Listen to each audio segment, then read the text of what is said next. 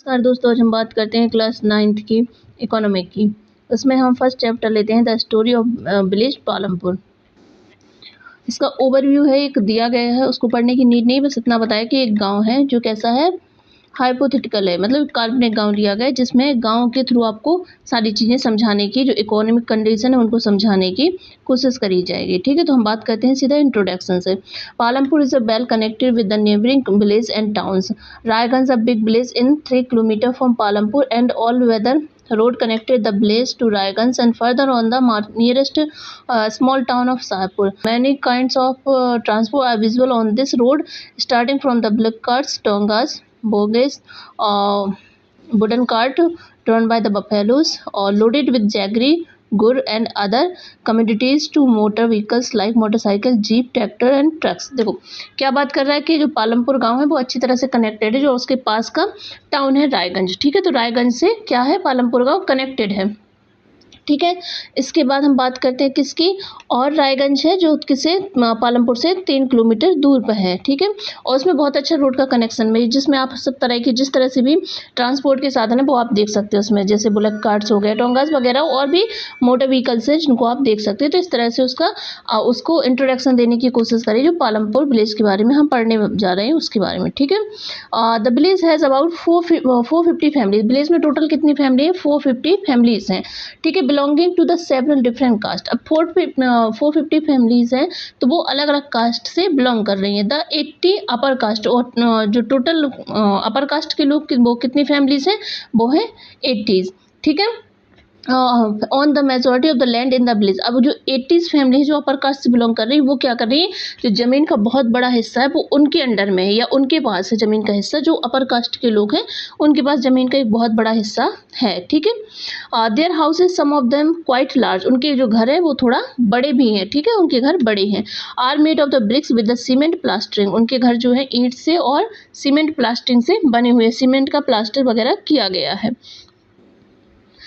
SCS जो दलित है comprise on third of the population and live on the one corner of the village and in much smaller houses, some of which are the mud and the straw। अब देखो क्या है कि जो दलित है, जो SCS का दलित कास्ट है, जो वो क्या है, उनके घर वो 1/3 है, पॉपुलेशन की 1/3 है। और सबसे बड़ी बात क्या है कि उनके घर जो गांव का एक कोना है वहाँ पे बने हुए, उनके घर किससे बने, मिट्टी से, और जो घास फूस होती है, झाड़ वगैरह होती है, उनसे उनके घर बने हुए हैं। ठीक है, तो आपको इतनी चीज़ें याद रखनी है कि टोटल कितनी फैमिली है, टोटल पालमपुर में 450 फैमिली है, 80 अपर कास्ट की है, और 1/3 कितनी है, जो 1/3 है वो है किसकी, 1/3 है पॉपुलेशन, वो SC यानी दलित कास्ट से बिलोंग कर रही है, दलित कैटेगरी से बिलोंग कर रही है। ठीक है, अब पिक्चर है, एक सीन है और विलेज का जो आप देख सकते हैं, जो ट्रांसपोर्ट के साधन वगैरह है वो दिखाने की कोशिश करी जा रही है। ठीक है,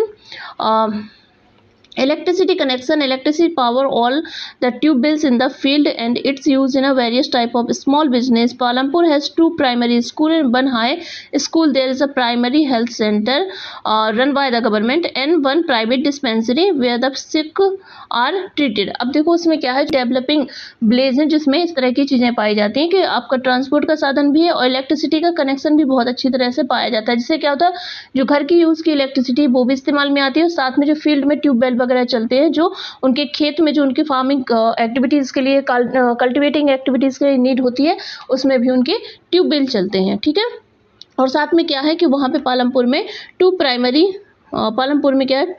स्कूल है एंड 1 हाई स्कूल है, और एक हाई स्कूल और 2 प्राइमरी यानी प्राथमिक स्कूल भी हैं।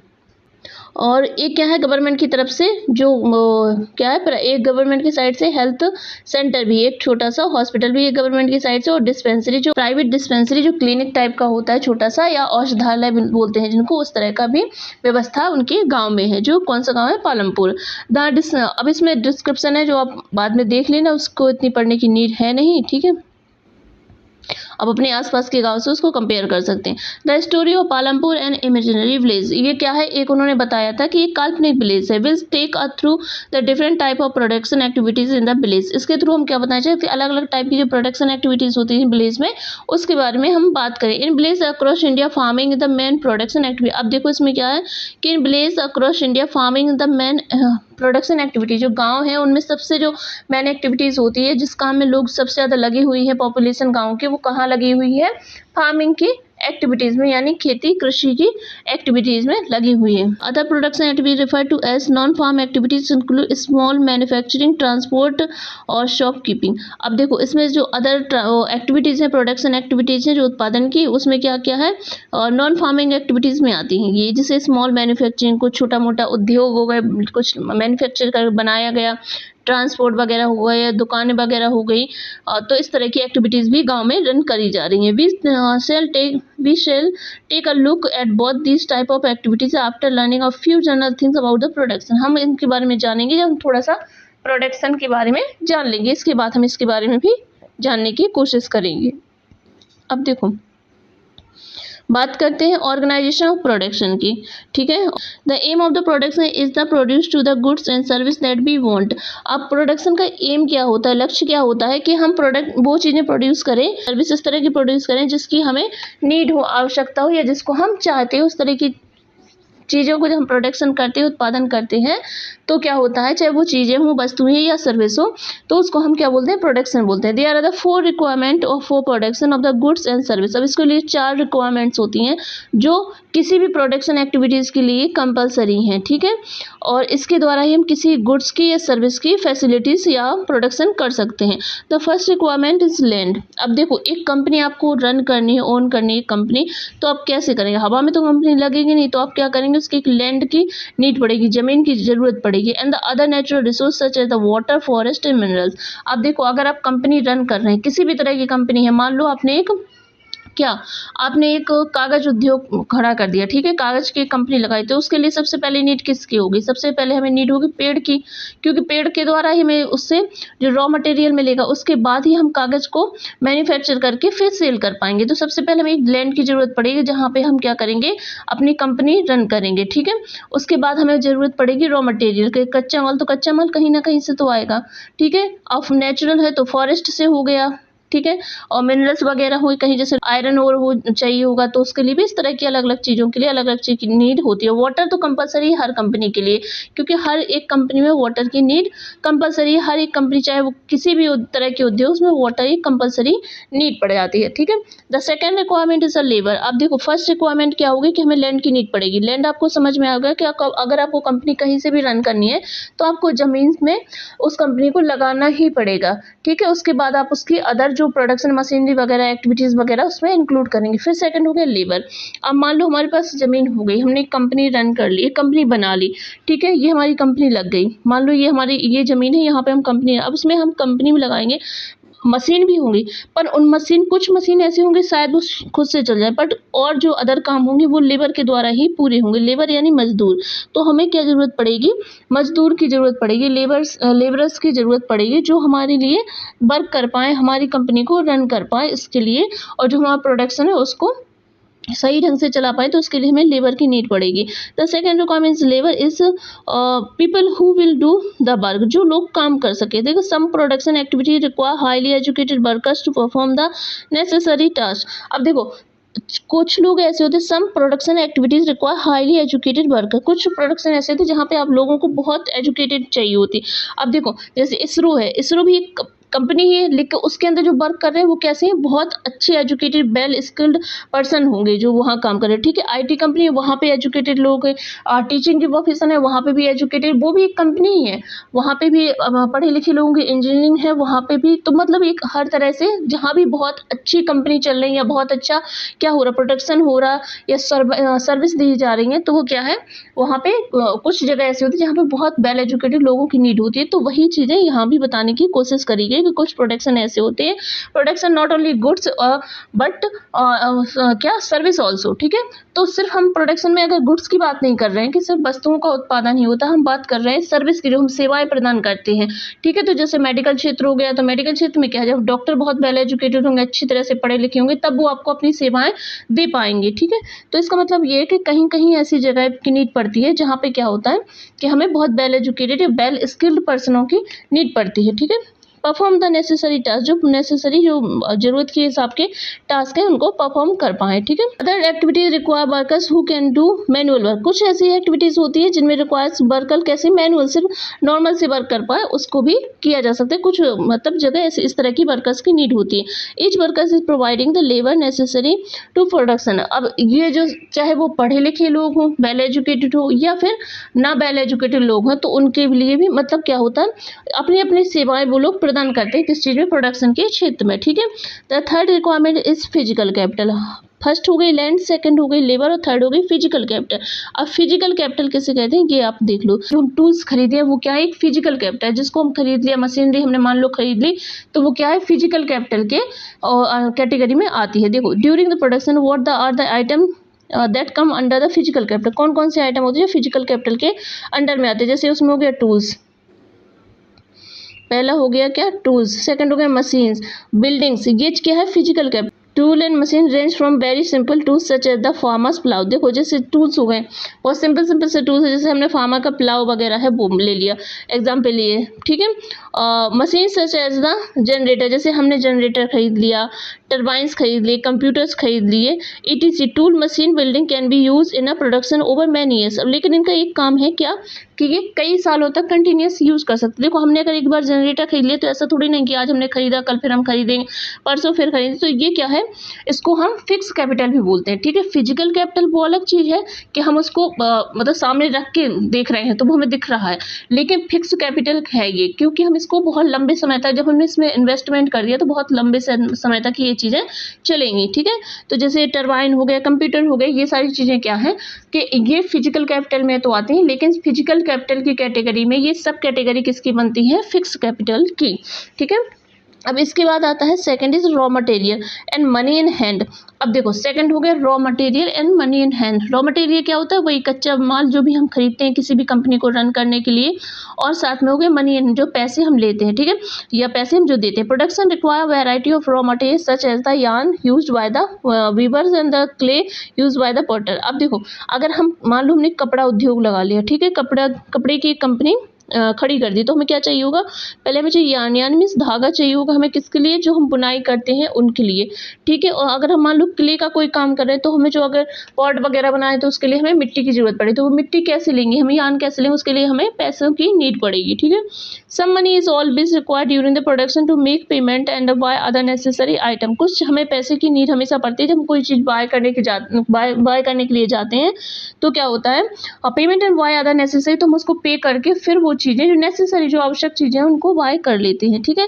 Raw materials and money in hand are called working capital. इसको किस कैटेगरी में रखा गया, वर्किंग कैपिटल में। रॉ मटेरियल हो गया जो कच्चा माल है वो, और साथ में क्या, मनी इन हैंड, ये क्या है, ये है वर्किंग कैपिटल, ठीक है। तो दो तरह की कैपिटल है, एक है फिक्स कैपिटल और second is a working capital, okay.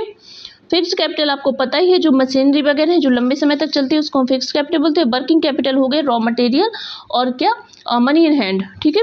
There is a fourth requirement too. अब इसके साथ चौथी रिक्वायरमेंट है जो हमें नीड पड़ती है, इसको आगे बताया गया चैप्टर में, इसमें नहीं है। You will need knowledge and enterprise to be able to put together and blend labour and physical capital and produce and output either to use yourself to sell in the market. This days called a human. देखो आप जब production कर लेते हैं, इन तीनों चीज़ों के मिलने के बाद आप किसी भी चीज़ का प्रोडक्शन कर लेते हैं, तो जो फोर्थ चीज़ बनती है वो क्या है, human capital. We shall learn more about the human capital in the next chapter जो होगा उसमें आप ह्यूमन कैपिटल के बारे में पढ़ेंगे, ठीक है। इन दिस पिक्चर, इस पिक्चर में आइडेंटिफाई कीजिए आपको कि कौन कौन सी आपको कैपिटल नज़र आ रही है, ठीक है।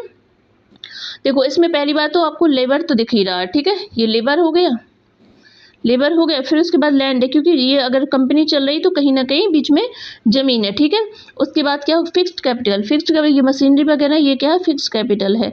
और साथ में क्या है, वर्किंग कैपिटल कहाँ है इसमें, जो यान वगैरह यूज़ कर रहे हैं ये क्या है, वर्किंग कैपिटल है। ठीक है, तो इसमें इस जो पिक्चर है फिगर में, इसमें सारी चीज़ें आपको मिल गई हैं। ठीक है, every production is organised by the combining land, labour, physical capital and human capital. कोई भी प्रोडक्शन होगा तो उसमें हमें इन चीज़ों की इन चीज़ों की नीड पड़ेगी। पहला क्या है, लैंड, सेकंड लेबर, फिर हम फिजिकल कैपिटल, फिजिकल कैपिटल में दो कैपिटल है, फिक्स्ड और वर्किंग कैपिटल, और फोर्थ इज ह्यूमन कैपिटल। तो इन चार चीज़ों की नीड हमें किसी भी तरह की कंपनी या किसी भी तरह का बिजनेस ऑन करने में या रन करने में हमें चाहिए होगा। ठीक है, अब है which are the known as a factor of the production. अब फैक्टर ऑफ द प्रोडक्शन के बारे में हम बात करें। As we read through the story of Palampur we will learn more about the first 3 factor of the production. ये 3 factor जो starting के वो हमने पढ़ लिए। Refer to the physical capital as the capital of this chapter. इसके बारे में हम क्या करेंगे, फिजिकल कैपिटल के बारे में थोड़ा सा हम बात करते हैं। Farming in a Palampur, land is fixed. Farming the main production activity in a Palampur. 75% of the people who were working or the depend on the farming for their livelihood. They could be farmer from farm laborers. The well-being of these people is closely related to the production of the farms। अब देखो इसका क्या मतलब है कि 75% जो population है कहाँ की, पालमपुर की, उसमें लोग किस एक्टिविटीज़ में इंक्लूड हैं या किस तरह की एक्टिविटीज़ कर रहे हैं, तो वो क्या है, फार्मिंग एक्टिविटीज़ है जिसमें लोग वर्क कर रहे हैं। ठीक है, और ये किस चीज़ पे डिपेंड करता है, इनकी लाइवलीहुड पे भी डिपेंड करता है। उनका जीवन यापन किससे चल रहा है, इसी फार्मिंग से चल रहा है। ठीक है, और कुछ लोग तो क्या है, फार्मर्स है, कुछ है फार्म लेबरर्स। ठीक है, कुछ लोग क्या कर रहे हैं कि फार्मिंग का वर्क भी कर रहे हैं, कुछ क्या कर रहे हैं, फार्म लेबरर्स। जिनकी खुद के पास ज़मीन है वो क्या है, एज अ फार्मर वर्क कर रहे हैं, और जो जिनके पास खुद की ज़मीन नहीं है वो क्या कर रहे हैं, फार्म लेबरर्स की तरह, जो खेतों में मजदूर काम करते हैं उस तरह के वर्क कर रहे हैं। The well being of this people is closely related to production of the farm. ये दोनों ही, चाहे वो फार्मर हो चाहे फार्म लेबरर्स हो, ये क्लोजली रिलेट करते हैं किस चीज़ से, फार्मिंग की एक्टिविटीज़ से।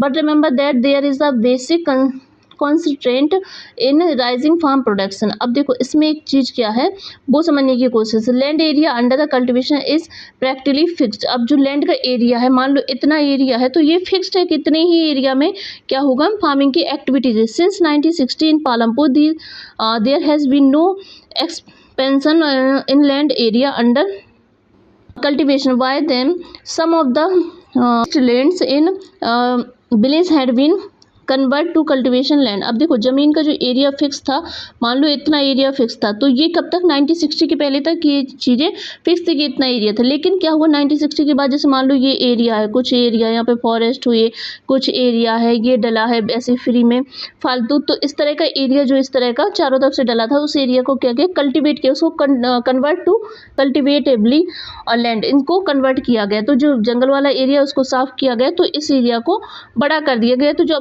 क्या था कि एरिया कितना था जब 1960 के पहले, जो एरिया इतना था उसको बढ़ा के अब इतना एरिया कर दिया, क्योंकि उसमें जो एक्स्ट्रा लैंड थी, जो वेस्टेज लैंड थी, उसको इंक्लूड कर दिया गया। ठीक है, There exists no further scope of the increased farm production by the bringing new land under the cultivation। हाँ ठीक है, ये अलग बात है कि वो क्या हुआ, एरिया बढ़ गया था उस चीज़ का। The standard unit of the measuring land is hectare. जो हम लैंड को मेजर करते हैं उसकी यूनिट को क्या बोलते हैं, हेक्टेयर बोलते हैं। ठीक है, there a way one can grow more from the same land, the kind of the crops grown, the and facilities available। अब देखो किस तरह की क्रॉप ग्रो हो रही थी वहाँ पे, और किस तरह की फैसिलिटीज़ अवेलेबल थी, कहाँ, पालमपुर में। इसकी बात की जा रही। Palampur would resemble a village of the western part of the state of Uttar Pradesh. अब इसको किस तरह से देखा जाए, पालमपुर को जो यूपी का वेस्टर्न पार्ट है, यूपी का वेस्टर्न पार्ट, यूपी कहाँ है, देखो हम अगर यूपी की बात करें तो अगर मान लो इंडिया को इस तरह से, तो यूपी नॉर्थ वाले एरिया में यूपी है, यहाँ से फिर बिहार है, यहाँ बंगाल है, फिर यहाँ पे बांग्लादेश हो गया, फिर यहाँ पे नॉर्थ ईस्ट वाले देश हो। तो यूपी कहाँ है, क्या नॉर्थ वाली एरिया में है। तो ठीक है, नॉर्थ वाली, तो इसी तरह का एरिया मान के चला गया, किसको, पालमपुर को शामिल किया गया कि यह इसी तरह का एरिया है, क्या रिसेंबल के, यही पालमपुर क्या है, यूपी नॉर्थ ऑफ यूपी की तरह ही दिखता है, या उसी तरह की लैंड उसमें पाई जाती है। All land is the cultivated in Palampur. जो पालमपुर की लैंड है सभी वो क्या है, कल्टिवेटेड है। No land is the left idle. आप कोई भी लैंड ऐसी नहीं है जिसको छोड़ा गया हो, सारी लैंड में कल्टिवेशन का काम किया जा रहा है। ठीक है, ड्यूरिंग द रेनी सीजन, अब जो रेनी सीजन आता है वहाँ पे क्या होता है, खरीफ की फसल होती है। रेनी सीजन में फसल बोई जाती है वो क्या है, खरीफ की फसल बोला जाता है। फार्मर्स क्या ग्रो करते हैं उसमें, ज्वार। जो रेनी सीजन है उसमें क्या ग्रो करते हैं फार्मर्स, ज्वार हो गया, बाजरा हो गया, जो मोटे अनाज होते हैं उनको ग्रो किया जाता है। This plant are use an a cattle feed, ये किस लिए यूज़ की जाती है, कैटल फीड। जो उनके पास जानवर हैं, जिनको जानवर को पाला है, उनकी फीड, उनकी भोजन के लिए इस तरह की फसल की जाती है। कहाँ पर, पालमपुर में। This plant are use as cattle feed, इनका यूज़ कैटल फीड के लिए किया जाता है। ठीक है, it is followed by the cultivation of potatoes between October and December. तो फिर इसके बाद क्या होता है, पोटैटो लगाए जाते हैं कब, अक्टूबर से दिसंबर के बीच में। ठीक है, इन द विंटर सीजन, अब विंटर सीजन रबी की फसल होती है, उसमें क्या होता है, in the winter season field are sown with the wheat, और विंटर सीजन में क्या लगाया जाता है, वीट लगाई जाती है। ठीक है, तो साल में 3 बार फसल ली जाती है, कहाँ पर, पालमपुर में।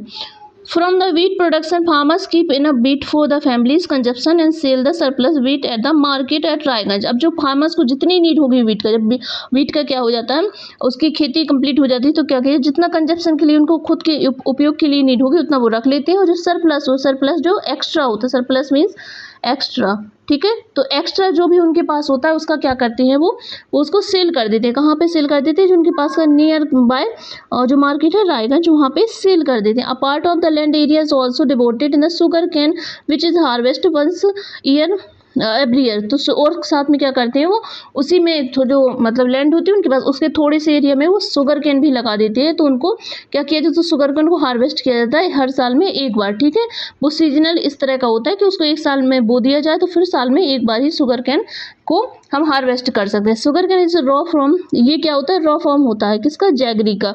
जैगरी का जो उसका शुगर कैन का जूस निकालते हैं, फिर उसके बाद उसको क्या किया जाता है, पकाया वगैरह जाता है, तो फिर वो क्या होता है, जैगरी में कन्वर्ट हो जाता है। सोल्ड द ट्रेडर्स इन शाहपुर, इसको कहाँ, जो व्यापारी है ट्रेडर्स है, उनको शाहपुर में ट्रेड कर दिया, वो सॉरी बेच सेल कर दिया जाता है। ठीक है, अब देखो इसमें थोड़ा सा फसल के बारे में बताया गया। देखो ये वीट है, ये बाजरा है, ये शुगर कैन है, ये पोटैटोज हैं। ठीक है, तो ये डिफरेंट क्रॉप्स हैं जो कहाँ बोई जाती हैं, पालमपुर में करी जाती हैं। ठीक है, the main reason why the farmers are able to grow the 3 different crop in a year on Palampur due to the well developed system of irrigation. अब देखो जो पालमपुर में जो एग्रीकल्चर एक्टिविटीज़ हो रही है, जो फार्मिंग हो रही है, वो इतनी अच्छी क्यों हो रही है, और साल में लोग 3 फसल कैसे ले पा रहे हैं, तो इसका क्या रीज़न है, इसका सबसे बड़ा रीज़न है well developed system of irrigation. Irrigation यानी सिंचाई के साधन वहाँ पे उपलब्ध हैं, क्योंकि देखो वहाँ पे क्या है, इलेक्ट्रिसिटी है और उससे ट्यूबवेल कनेक्टेड है, तो क्या है कि इरीगेशन के साधन वहाँ पे उपलब्ध है, इलेक्ट्रिसिटी भी है, पानी भी है, ट्यूबवेल्स वगैरह भी है, तो सिंचाई के साधन उपलब्ध होने के कारण वहाँ पर साल में 3 फसलें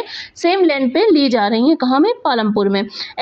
केम अर्ली, इलेक्ट्रिसिटी क्या है, जल्दी आ जाती है, कहाँ पर, पालमपुर में। ठीक है, Palampur the major impact was the transform the system of irrigation, तो इसने क्या, इरीगेशन को सिस्टम को ट्रांसफॉर्म करने में मदद करी है, किसने, इलेक्ट्रिसिटी ने, क्योंकि यहाँ पे इलेक्ट्रिसिटी जल्दी आ जाती है। ठीक है, और पर्शियन व्हील वर्क, देखो पहले क्या था कि पर्शियन व्हील का यूज़ किया जाता था किस चीज़ के लिए, इरीगेशन के लिए, और till then use by the farmers to draw water from the well and irrigate small wheel.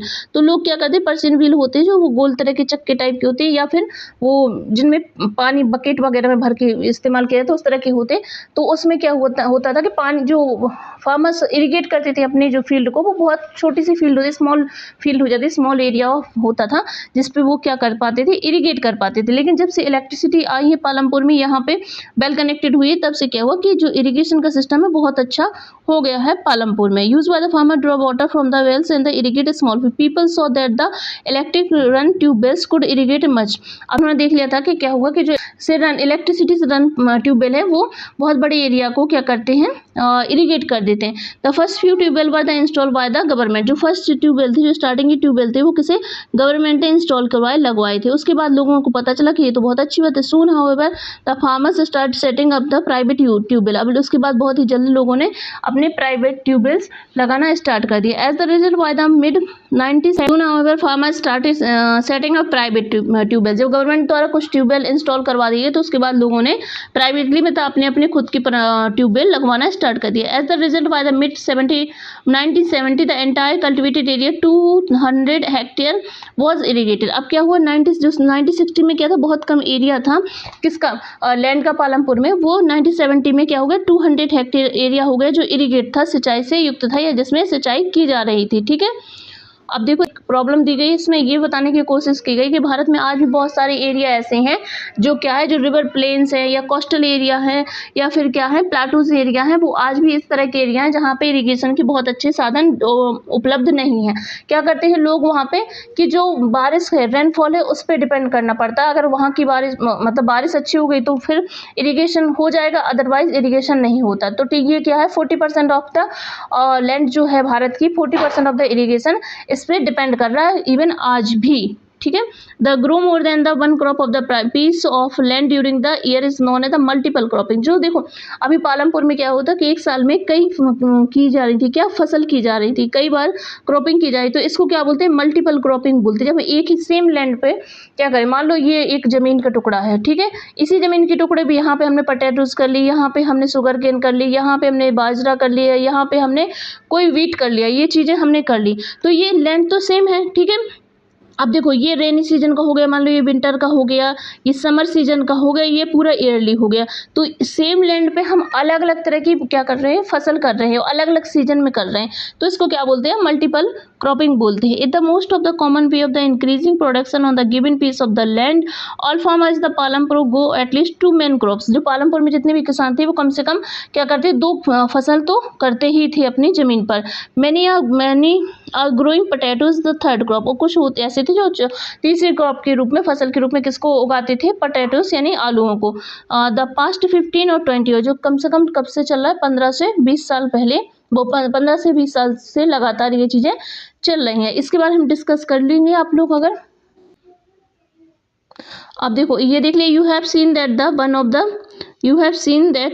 one of the way increasing production from the same land is by multiple cropping. The other way is use modern farming method. अब देखो same land पे ही हम जब कई फसलें करते हैं साल में, तो उसको हम मल्टीपल क्रॉपिंग बोलते हैं। The other way is use modern farming method. अब मॉडर्न फार्मिंग मेथड क्या होता है, इसके हायर यील्ड का मतलब क्या होता है, yield is the major the crop production produce on a giving piece on the land. देखो मान लो ये 3 लैंड है, यहाँ हमने नॉर्मल सीड डाली, ठीक है, नॉर्मल सीड डाली तो हमें उसका प्रोडक्शन कितना हुआ, मान लो इतना हुआ, लेकिन हम उसमें high yielding variety of seeds डालेंगे तो उसका प्रोडक्शन बहुत ज़्यादा होगा। ठीक है, तो इस तरह की बात हो रही कि जिस तरह के हम सीड्स यूज़ करते हैं उससे भी प्रोडक्शन पे बहुत सारा असर या इफेक्ट पड़ता है।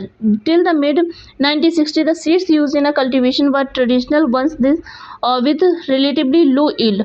अब ये क्या होता था जब 1960 के पहले क्या था कि जो क्या थे, जो सीड्स यूज़ करे जा रहे थे वो कैसे थे, ट्रेडिशनल वे में यूज़ करे थे, वही के वही बार बार उसी चीज़ को ट्रेडिशनल वे में यूज़ करे जा रहे थे। ठीक है, और रिलेटिवली लो यील्ड, ये इनकी क्या होती थी, इनकी उपज भी बहुत कम होती थी जिस तरह के सीड यूज़ करे जा रहे थे। अब क्या हुआ, traditional seeds needed less irrigation. Traditional seed जो है उनको क्या होता है, उनको इरिगेशन कम सिंचाई की नीड पड़ती है। फार्मर्स यूज़ काउ डंग, लोग क्या होता है मैन्योर के लिए किस तरह का यूज़ करते थे, काउ डंग का, जो गाय की खाद होती है, गोबर होते हैं, उसका यूज़ करते थे। And the other natural manure is the fertiliser, fertiliser वगैरह जो होते थे वो इस तरह के यूज़ करते थे। All this were the readily available with the farmers who did not have to buy them. तो ये क्या होते थे कि घर पे ही उपलब्ध हो जाते, आसपास ही उपलब्ध होते, जो फार्मर्स होते, किसान होते, उनको बाय करने की नीड नहीं होती थी। द ग्रीन रेवोल्यूशन इन 1960, अब 1960 में क्या हुआ, ग्रीन रेवोल्यूशन आई। ग्रीन रेवोल्यूशन कब आई, 1960 में। ठीक है, लेट 1960 के लास्ट में क्या हुआ, ग्रीन रेवोल्यूशन, जिसको हम हरित क्रांति बोलते हैं, वो आई थी। ठीक है, introduce by the Indian farmer to cultivation the wheat and rice using high yielding variety of seeds. देखो high yielding variety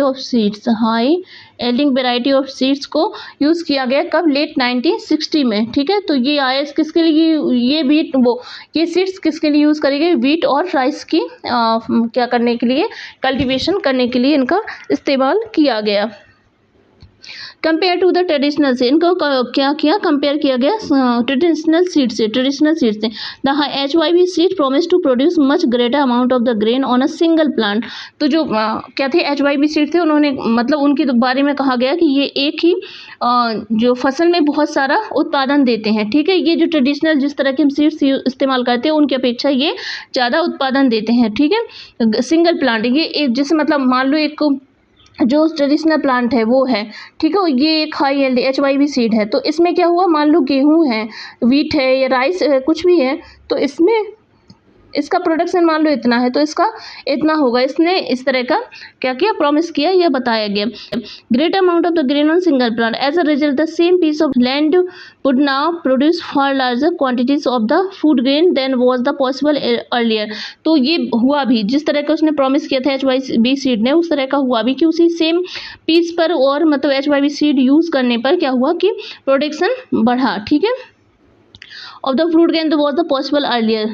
HYV seed however needed plenty of water and also chemical fertilizer and pesticide to produce best result. अब देखो, चूंकि क्या होता था पहले जो traditional जो फार्मिंग की जाती थी उसमें क्या होता था, जो फार्मर थे वो सीड्स भी ट्रेडिशनल यूज़ कर रहे थे और साथ में क्या होता था, उन्हें बहुत ज़्यादा क्या इरिगेशन की नीड नहीं होती थी, साथ में मैन्योर वगैरह जो होता था वो घर का जो काऊ डंग वगैरह का यूज़ करके वो इस्तेमाल कर लेते। लेकिन जो HYV सीड है उनके लिए और क्या जरूरत था, पानी भी ज़्यादा जरूरी था और फिर केमिकल फर्टिलाइजर और पेस्टिसाइड की कीटनाशक और साथ में क्या था, केमिकल फर्टिलाइजर की नीड भी उनको थी। ठीक है,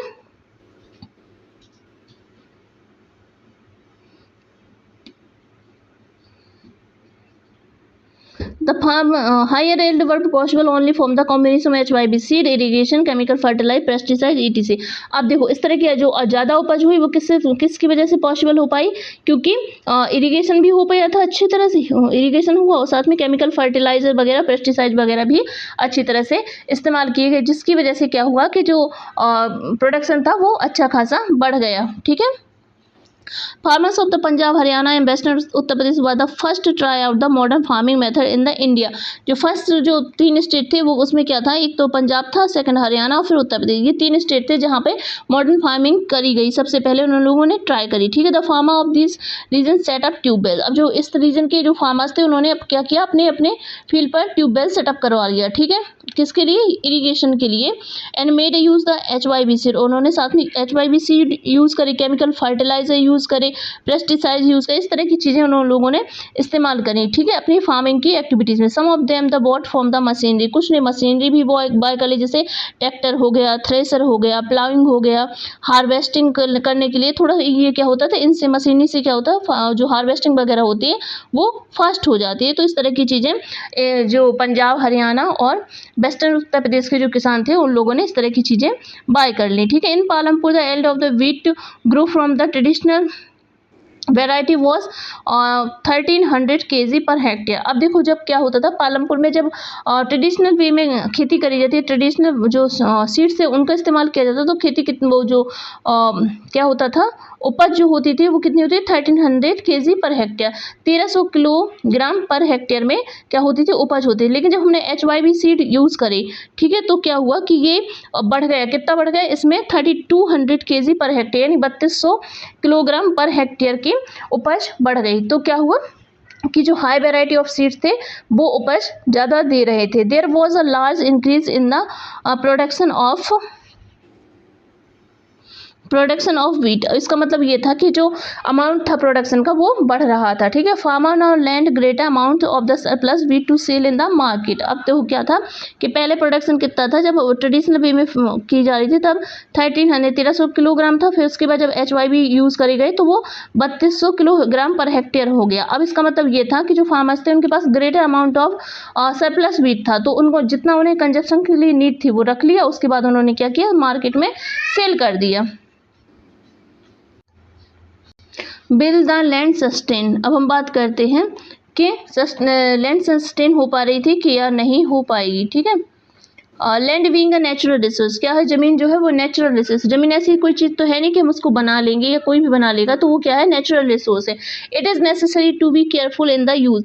अब इसका हमें इस्तेमाल इस तरह करना चाहिए, केयरफुली तरीके से। Scientific reports indicate that the modern farming method have over use the natural resource और नेचुरल रिसोर्स बेस्ड। अब क्या था, जो साइंटिफिक जो रिपोर्ट्स आई उसके बाद ये हुआ कि हमारी उपज तो बढ़ गई, कि हमने HYV सीड यूज़ करे, फर्टिलाइजर, पेस्टिसाइड वगैरह यूज़ करे, तो उससे हमारी उपज बढ़ गई। लेकिन एक साइंटिफिक रिसर्च हुई जिसमें ये बताया गया कि जो HYV सीड हम यूज़ करें उससे क्या आया कि modern farming method have over use the natural resource based. जो नेचुरल रिसोर्स होते हैं, जो ज़मीन के पास अपनी नेचुरल चीज़ें होती है, उनका ओवर यूज़ कर रहा है कौन, जो हम जिस तरह से हम मॉडर्न फार्मिंग यूज़ कर रहे हैं उससे उसका क्या हो रहा है, नेचुरल रिसोर्स से यूज हो रहे हैं over. In many areas green revolution is associated with the loss of the soil fertility due to increase use of the chemical fertiliser. अब देखो बहुत सारे एरिया में ये हुआ ग्रीन रेवोल्यूशन, जो हरित क्रांति उसमें ये मतलब बाद में पता चला कि ये सॉइल ने अपनी फर्टिलिटी, जो उपज की क्षमता है वो कम कर दी due to increase the use of the chemical fertiliser. जो केमिकल फर्टिलाइजर यूज करे उसके मतलब उसके यूज से या ओवर यूज से सॉइल ने अपनी फर्टिलिटी यानी उपज जो क्या है उपज की क्षमता है वो कम हो गई थी, किसकी, जमीन की। Also continuous use of the ground water of tubewell irrigation has led the depletion of the water table environmental resource like soil fertility and groundwater are built up over years. Once destroyed, it is very difficult to restore them. We must take care of the environment to ensure future development of agriculture. अब देखो इससे क्या हुआ कि ground water है जो वो भी खराब हो रहा था, ठीक है, उसकी वजह से पानी भी खराब हो रहा था, पानी के जो स्तर है वो भी नीचे जा रहा था, इस तरह की चीज़ें हुई, ज़मीन भी खराब, जो सॉइल की फर्टिलिटी है वो भी कम हो रही थी। तो हमें इस तरह से यूज़ करना चाहिए कि हम फ्यूचर में भी क्या करें, एग्रीकल्चर एक्टिविटीज़ रन कर पाएँ, तो इस तरह का यूज़ करना चाहिए। देखो ये पालमपुर का बताया कि डिस्ट्रीब्यूशन ऑफ पालमपुर की जो कल्टिवेटिंग लैंड है उसमें किस तरह की होती है, ठीक है।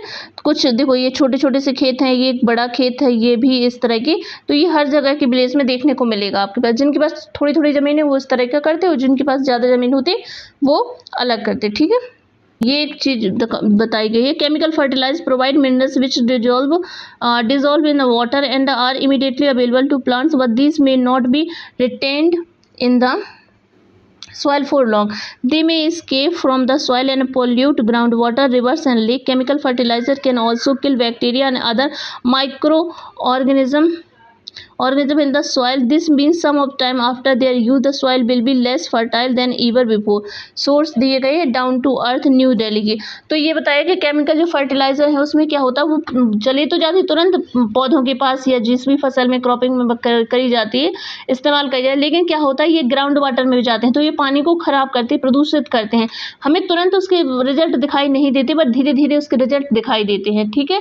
और जो क्या होता है कि जो फसल के अच्छे वो होते हैं, क्या होते हैं, जो फसल के लिए अच्छे से क्या होते हैं बैक्टीरिया वगैरह उनको भी मार देते हैं। तो ये चीज़ें हमें बाद में बहुत टाइम बाद दिखाई देती हैं, इस तरह की चीज़। The consumption of the chemical fertiliser in Punjab is highest in the country. जो क्या है केमिकल फर्टिलाइजर वो सबसे ज़्यादा कहाँ यूज़ किया जाता है, पंजाब में यूज़ किया जाता है। तो इससे क्या हुआ, the continuous use in the chemical fertiliser had led to the degradation of the soil health. Punjab farmers are now forced to use more and more chemical fertilizer to other input to achieve the same production level. अब क्या हुआ कि जो उसकी क्षमता थी, क्या उपज की क्षमता थी, उसको कम कर दिया गया, किसने, पंजाब में, क्योंकि उसमें केमिकल फर्टिलाइजर का यूज़ सबसे ज़्यादा। अब धीरे धीरे क्या हुआ, बहुत सारे इनपुट यूज़ कर रहे हैं जो पंजाब के किसान हैं, ताकि वो सेम उपज प्राप्त कर सके। This means cost of the cultivation is rising very fast. इसका मतलब ये है कि जो this means cost of the cultivation rising very fast between the farmers of Palampur. Palampur में किस तरह से जो लैंड है वो डिस्ट्रीब्यूट है, इसके बारे में हम बात करते हैं। How is land distributed between the farmers of Palampur, इसके बारे में हम नेक्स्ट वीडियो में बात करेंगे। यहाँ तक आपको समझ में आ गया होगा, और जो सेकंड पार्ट आएगा उसमें आपको बताया जाएगा कि जो पालमपुर में ज़मीन है वो किस तरह से डिस्ट्रीब्यूट करी गई है, किस तरह से डिस्ट्रीब्यूट है। तो इसके बारे में हम सेकंड पार्ट में बात करेंगे। आपको अगर वीडियो पसंद आए तो लाइक शेयर और सब्सक्राइब करें और कमेंट करें। धन्यवाद।